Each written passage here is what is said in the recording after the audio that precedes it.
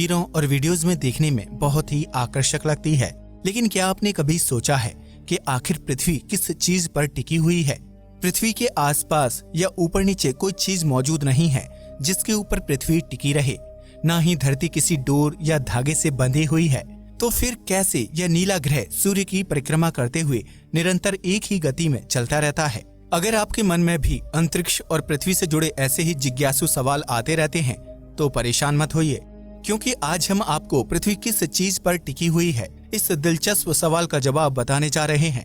तो देर किस बात की, आइए शुरू करते हैं ये मजेदार वीडियो। सूर्य का चक्कर क्यों लगाती है पृथ्वी?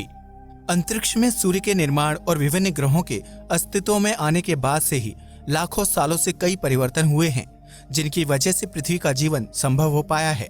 पृथ्वी अपने निर्माण के शुरुआती दौर में आग का एक गोला थी जो समय के साथ ठंडी होती चली गई। इसी दौरान पृथ्वी के चांद का निर्माण हुआ और धरती का गुरुत्वाकर्षण बल तैयार होने लगा। हालांकि पृथ्वी का गुरुत्वाकर्षण बल सूर्य के मुकाबले बहुत ही कम है, जिसकी वजह से पृथ्वी निरंतर सूर्य के चक्कर लगाती रहती है। सिर्फ पृथ्वी ही नहीं बल्कि सौर मंडल के दूसरे ग्रह भी सूर्य की परिक्रमा करते हैं। सूर्य का गुरुत्वाकर्षण बल इतना मजबूत है कि कोई भी ग्रह उसका क्षेत्र छोड़कर दूर नहीं जा सकता। इसी गुरुत्वाकर्षण बल की वजह से पृथ्वी अपनी धुरी पर घूमते हुए सूर्य की परिक्रमा करती है।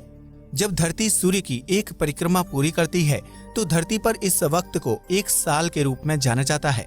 लेकिन यहाँ एक सवाल उठता है कि धरती का सूर्य के साथ जुड़ाव सिर्फ गुरुत्वाकर्षण बल के कारण ही संभव है या फिर इसके पीछे कोई दूसरी वजह भी मौजूद है? इतना ही नहीं, अगर सूर्य का गुरुत्वाकर्षण बल इतना ही मजबूत है तो पृथ्वी उसके अंदर क्यों नहीं समा जाती? आमतौर पर जब भी किसी वस्तु का गुरुत्वाकर्षण बल मजबूत होता है तो वह दूसरी चीजों को अपनी तरफ खींचने लगता है। उदाहरण के लिए, जब कोई उल्कापिंड या शुद्ध ग्रह धरती के नजदीक आता है तो धरती का गुरुत्वाकर्षण बल उसे अपनी तरफ खींचने लगता है और परिणाम स्वरूप उल्कापिंड और शुद्ध ग्रहों का टकराव पृथ्वी से हो जाता है।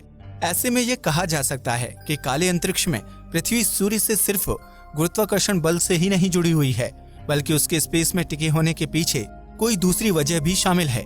दरअसल पृथ्वी अपनी धुरी पर 24 घंटे में एक बार घूमती है, जिसकी वजह से पृथ्वी पर दिन और रात के बीच परिवर्तन संभव हो पाता है। 24 घंटे में पृथ्वी के एक बार घूमने की इस प्रक्रिया को रोटेशन कहा जाता है।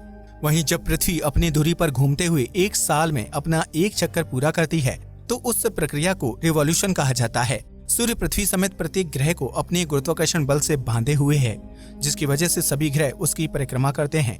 ऐसे में सवाल खड़ा होता है कि आखिर सूर्य ने इतना बड़ा गुरुत्वाकर्षण बल कैसे तैयार किया होगा, जिसकी वजह से सभी ग्रह उसके आगे पीछे घूमते रहते हैं और अंतरिक्ष में एक ही स्थान पर टिके रहते हैं। सूर्य का गुरुत्वाकर्षण तय करता है पृथ्वी का स्थान।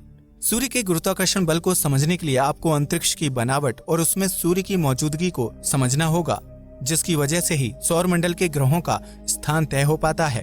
अंतरिक्ष में सूर्य और ग्रहों की मौजूदगी को लेकर महान वैज्ञानिक अल्बर्ट आइंस्टाइन ने एक थ्योरी दुनिया के सामने रखी थी, जिसे जनरल रिलेटिविटी थ्योरी के नाम से जाना जाता है।